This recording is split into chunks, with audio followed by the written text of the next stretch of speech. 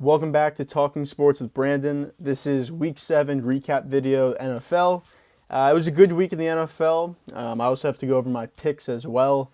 It's still not a great week for the picks. Not bad, but we're still fighting. We're still struggling to try and get back to 500 and get over 500. And we need a really good week coming up. This week I went 2-3, so another week under 500 for the week, and my overall record is now 15, 19, and 1. So just gotta keep fighting. One of these weeks, I'm gonna go 4-1, 5-0. Last year, if you remember my record last year, I had a great week, or I had a great season last year. My overall record last year was 53, 36, and 1. So I don't really know what's going on so far this year. I hope that it changes very soon. Because like I said, last year I was clearly over 500. I was getting multiple weeks going 4-1, 5-0. So hopefully that starts changing very soon. But I guess I'll start with the 5 picks, and then there's a couple other games I guess I do want to talk about a little bit.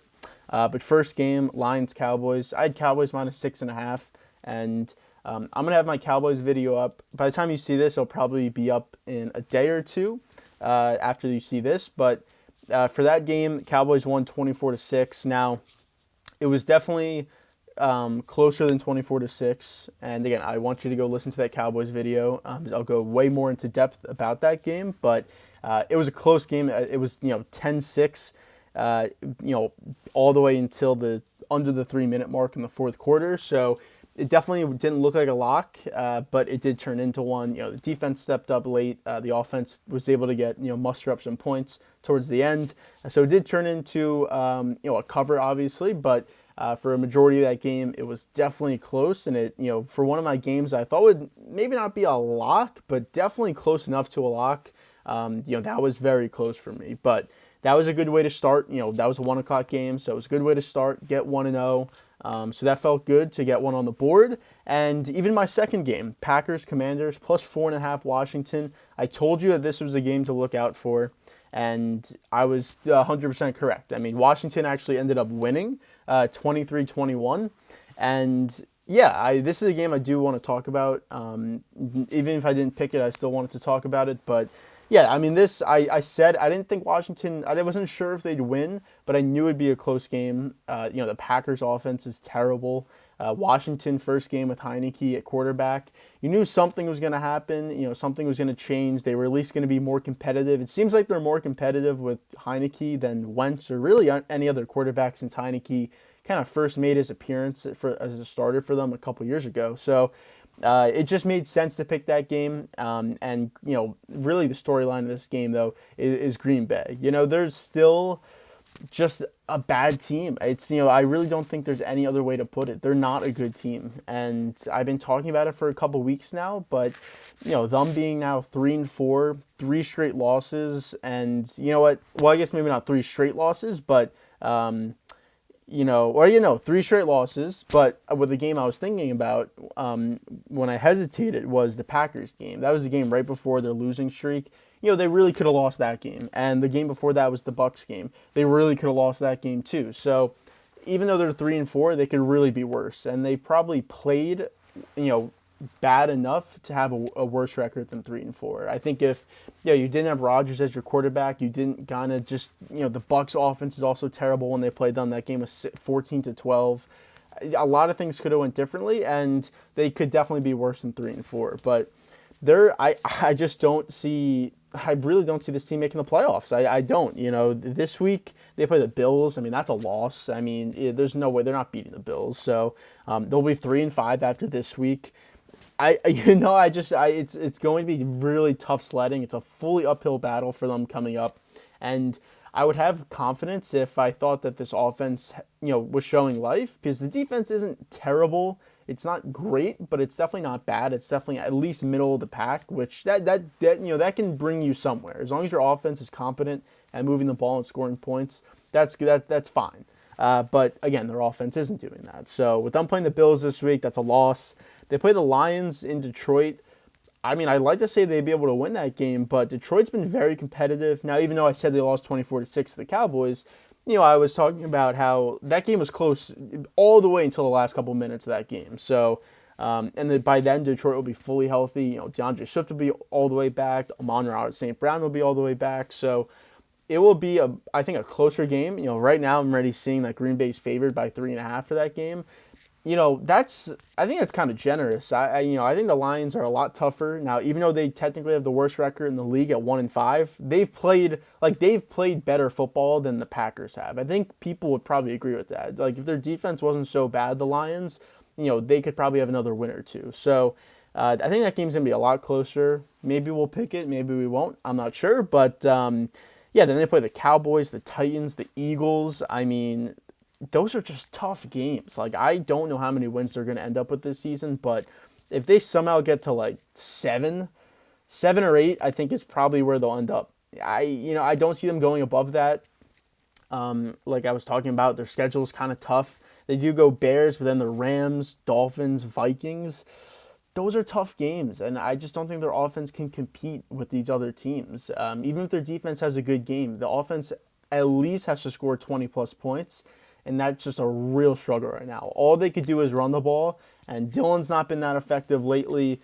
Jones has been good, but also at the same time, if you're losing most games and you're down, it's hard to stay with that run. So they have a lot of problems coming their way, and this was just another blow. 3 straight games that were definitely winnable against teams. I guess the Giants are 6-1, but again, I still don't view them as being a 6-1 team. 3 definitely winnable games, and they lost all 3. So that's a huge concern, a lot of trouble for Green Bay. But in terms of my picks, that was another win. But sadly, that was my last win of the week. Again, that was another 1 o'clock game, looked really good. But Colts-Titans was my third game. I should have went Tennessee, but I just thought the Colts, coming off of what was, a really good game the week before, where, well, I guess it wasn't like an amazing game, but, they were throwing the ball more, and then they get Jonathan Taylor back for this game. It just kind of seemed like, okay, things are kind of falling into place for Indianapolis. They need to win this game because they already lost to Tennessee earlier if they want a chance for the division. It just seemed like a game they had to have. But they played awful. They lost 19-10. It was really never close. They got... even though the score was kind of close for a majority of the game, it never felt like they were ever going to win that game. And Tennessee, as long as they just didn't make mistakes, was going to win. So Tennessee, like I said, won 19-10. It's, the Colts after this game, they benched Matt Ryan. So he's benched for the season. That came out. He's fully benched for the season. It's not just for 1 game, 2 games, whatever. He's out for the rest of the season. So they're going with Sam Ehlinger. He's unproven. I think I don't even think he's ever thrown an NFL pass. So we'll see what they do. A team that definitely had aspirations of winning this division in a very weak division just never found their mojo, never found any connection with the whole team as a whole. So I don't really know what's going on in Indianapolis. Is Frank Reich possibly at the end of the season? Could he possibly be fired? I think he could. He's had a lot of quarterbacks come in and out of there, so it could be unfair in that part. But at the same time, you got to make one of these quarterbacks work. From Phillip Rivers, they did make the playoffs that year, but everyone knew that was a 1-year thing. To Wentz, to Ryan now. They've had a lot of quarterbacks come in, and it just has not worked. Matt Ryan's had a lot of turnovers so far this season. Now, the offense, besides Ryan, they don't have a lot of receiving threats. Taylor's been injured. Even when he's played, he hasn't been that effective. The offensive line's not as good as it's always been. So a lot of factors play into that. But, them 3-1 right now. Tennessee's 4-2 and swept them in the season series. That division's probably over. Jacksonville's lost a couple games now. So Tennessee should win that division. It's still a very weak division. Tennessee's not a threat to anyone at all. But yeah, that was my first loss. Again, I just thought it was a game that they had to have. They had to play their best football. Taylor coming back, I thought would be a huge add. It just didn't add up, didn't work out. So 2-1 now. Going into these last 2 games, I felt confident in these last 2 games. And you know what? My fourth pick was Dolphins-Steelers. This one I think really should have hit because the Dolphins did win 16-10. The line was 7.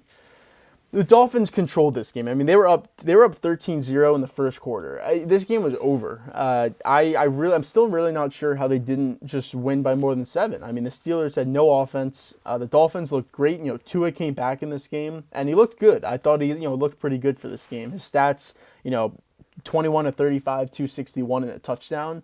I thought he played well. And the Dolphins had three. Kenny Pickett had 3 interceptions in this one. It just, I don't know, for some reason it didn't add up to them. Not like it was a close game. Like I said, I mean, it came down to, with a minute 50 left, it's 13-10, and then the Dolphins kicked a field goal with 2 seconds left to make it 16-10. But it's just, I thought that was a game that I felt super confident in going into the week, and as the first quarter played out, I couldn't have imagined that they wouldn't have won by more than 7 points. So that one really hurt because that would have put me at 3-2.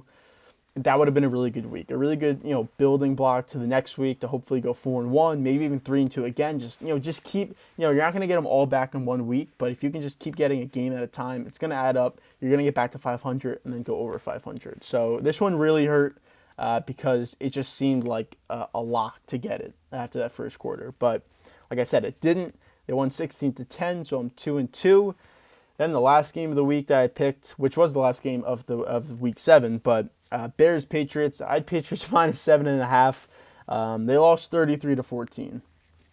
I think the problem with this game, and I think I mentioned it when I picked it, was Mac Jones was healthy enough to play, and I was like, I think they're going to go with him this week, and I didn't agree with it. I thought they should have just stuck with Bailey Zappi to start the game and finish the game. Let him play this week. You had really good wins against the Browns and the Lions the last 2 weeks with Zappi. He played well. It wasn't like he was just managing the game. He threw for over 300 yards against the Browns. He looked good. He looked confident. They were running the offense as they should have been. The running game was really good. The defense was causing turnovers. So I thought they should have just stuck with it. I mean, you got a couple wins. You got back to 3-3. I thought you should have just stuck with Zappi there. Why plug in Mac Jones when it didn't really seem that you should have? You kind of messed up the chemistry of that team and everything that they had going. So Jones starts the game.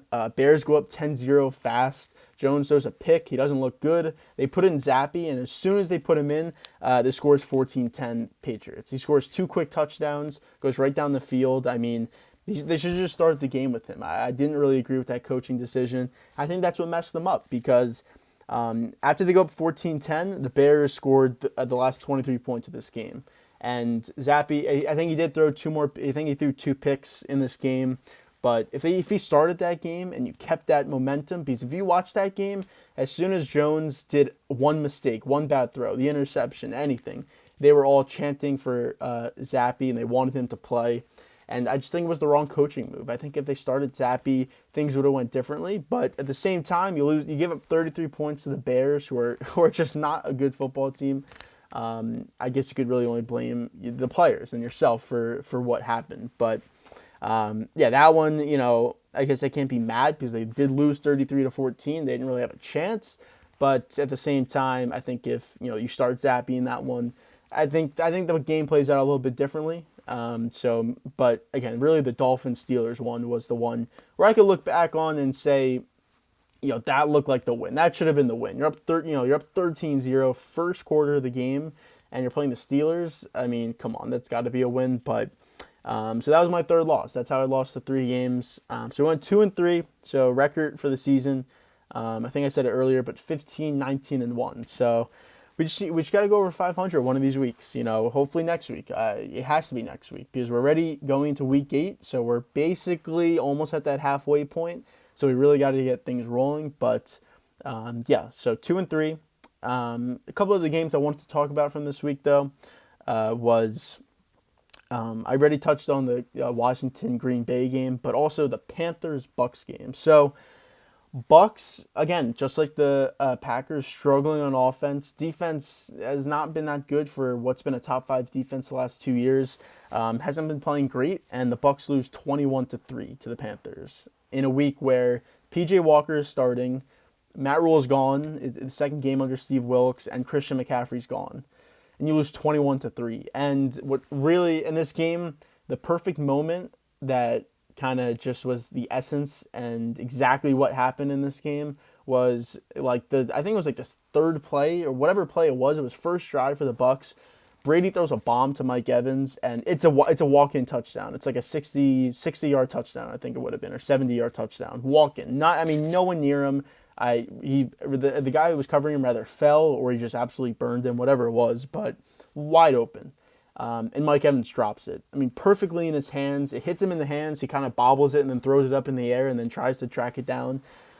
Drops it. They the punt. That was the exclamation point of what this game was going to be for Tampa Bay. And they got 3 points. 3 points the whole game against Carolina. Carolina doesn't have a bad defense, but I mean, come on. I mean, I know your offense is struggling. They can't run the ball. Even throwing the ball, they're not the same through the air as they've been the last 2 years with Brady. And their field goal came in the fourth quarter. So they lost 21-3 to the Panthers, who are trying to lose. I mean, they're trying to lose. And they somehow lost them. The Panthers are one game out of that division lead. That division's terrible. Both South divisions in the AFC and NFC are terrible. And it's the fact that the Bucs will probably still end up winning this division is crazy because I think they'll probably end up with like 9 wins. And I don't even know if they'll even get to 9 wins. I mean, they can't move the ball offensively. They can't do anything. So, and their schedule coming up isn't great, to be honest. They play the Ravens on Thursday Night Football this week. The Ravens have kind of been a little up and down, but I think the Ravens are definitely a better football team than them. So I wouldn't be surprised if Ravens win that game. Then they play the Rams, then Seahawks, then Browns, then Saints, then Niners, Bengals. It's not an easy schedule. And, their last 3 games is Cardinals, Panthers, Falcons. So you probably assume you have to win those 3 games to, I think they could still win this division because the Saints aren't that good. The Panthers aren't good. The Falcons aren't good. So they should still be able to win this division, but those last 3 games might be they might need to win those games. At least go 2-1, but maybe even go 3-0. Who knows? We'll have to see what these next kind of 5-6 games look like, but I wouldn't say they're in trouble because there's not a team above them in that division like Green Bay is to Minnesota, where Minnesota is 5-1 and they already beat Green Bay. But the Bucs, in terms of trying to do something for the playoffs, the offensive line's terrible. They really got to get something going. And them going to a short week in Baltimore. Now they are home, which helps, but to play Baltimore in a short week, they're already 3-4. They could be 3-5. I think they lose this game against Baltimore. So, for 2 Hall of Fame quarterbacks who are top 5, top whatever you want to say, top whatever quarterbacks of all time, they're on the struggle bus, and I don't really see a path to where it gets better. I think that was a huge topic of conversation for this week in Week 7, and rightfully so. I mean, it's just astonishing to see what's going on at Tampa Bay. Another game I wanted to talk about, Seahawks-Chargers. Now, I said it before the season started, and I stuck with it for a couple weeks, and I said it wouldn't change my mind, and I still don't want to change my mind, but I may have to. Seahawks win 37-23 against the Chargers. Something's going on with the Chargers. I don't want to blame Herbert because I think Herbert's still a top 5 quarterback. Now after the first 7 games of this season, you might not want to say that, but I still believe he is. He still has the talent. That offensive line is just beaten and playing really bad. I mean, no Rashawn Slater for the season. Lindsley's out. They just have a lot of stuff on the offensive line that's been injuries or just guys who have to step in are not playing well. So Herbert has no time in the pocket. Keenan Allen's been out basically the entire season. Mike Williams just got injured. I'm not sure what the extent of that injury is, but it didn't look good. So he might be out for a couple weeks. So they're really, they just don't have a lot of weapons on them. Now, Eckler's their one guy, but, he's big in the receiving game, but he's not big. He's had some good games running the ball, but he's so small that you can't run him 25 times a game. You can't do that. So if you can't take the heat off Herbert in the air through the ground game, it's just a lot of things that aren't going right for that offense. And that defense, J.C. Jackson's now out for the season. He wasn't playing great, but is at least the guy on the outside that you knew had pedigree. Now he's out. So Joey Bosa's been out. He's gonna be out for a couple more weeks. So I think injuries kind of just killed this team. They're still 4-3, but I just don't see how this team is gonna kind of get back on the wagon and get back to this division, especially with the way the Chiefs, they beat the Niners this week 44-23 in San Francisco. They already lost to the Chiefs once. Unless they beat them again and get things rolling, I don't see the Chargers winning this division. And you know what? They might. I still think they'll make the playoffs, but I don't know. I mean, 4-3 with all the other teams in the AFC, it's going to be tough for the Chargers. And with the way their head coach plays a game, goes for it every time on fourth down, and just does everything that he wants to do, you can make mistakes and you can put your team in a bad spot. And I think that's what he's been doing. Besides the injuries, I think he's just putting the Chargers in a bad spot on the field, and that doesn't help. Their schedule coming up, it's Falcons. Again, you'd assume they win that game. They're on a bye this week, actually, so at least they have some time to rest. Maybe try and get someone back. Keenan Allen should play their next game, but they get the Falcons. Then they go Niners, Chiefs. You got to win that Chiefs game, but you play the Niners in between that. That's a tough game as well. That's on the road. Like I said, Chiefs, then Cardinals, Raiders, Dolphins, Titans, Colts, Rams, Broncos. It's going to be tough. They really got to win games. They really got to play perfect ball. And it's going to be tough with that offensive line that they have. So, and the Seahawks, you know what? The Seahawks are 4-3. I mean, I pin them as being one of the worst teams in the NFL, with the Falcons, who have surprised. The Bears, I guess they've been surprising, but I still don't think they're a good football team. I think they've just kind of squeaked out some wins. So I thought those three teams would be like the worst teams in the league, and they definitely surprised, all three of them. But the Seahawks, they look like a competitive football team. The defense can get at you sometimes. Now, they can give up big plays and kind of get burnt sometimes, but for the most part, Pete Carroll has that defense flying. Offensively, Geno Smith, now maybe in 5 weeks we won't be talking about how good Geno Smith's been playing, but for the first 7 weeks, he's been great. He's been a top 10 quarterback in the NFL. You can't even debate that, because he has been. Kenneth Walker's been great at the running back position. He's now full-time RB1, which I think was huge for them. Metcalf did get injured. I'm not sure exactly what it is, but he might miss a game or two, or might just play through it.